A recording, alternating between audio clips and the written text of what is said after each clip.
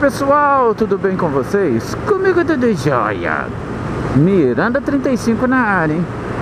Fala que é da cidade sul mineira de Santa Rita de Caldas, Tô quase chegando, mas vou ter que parar, pessoal. Vou ter que parar pra pôr capa. Que legal. A chuva engrossou aqui. E eu ia justamente falar pra vocês como a gente deve se portar, né?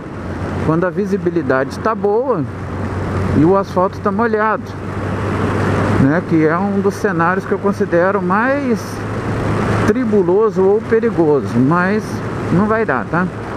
Vou ter que desligar a GoPro aqui. Tô tentando só chegar no trevo ali, que eu vou achar um local com mais segurança pra mim poder parar e vestir a minha capa, né? Pra mim não molhar muito.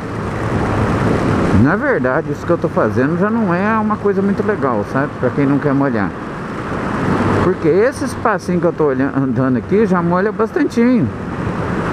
Mas ali eu já paro num lugarzinho melhor, né? O trevo aqui de Santa Rita de Caldas. E já consigo colocar a minha capa, tá? É isso aí, pessoal. Vontade de virar aqui e a chuva ter passado, né? Mas não vai rolar, eu acho. Vamos lá, vamos parar ali naquela cobertura.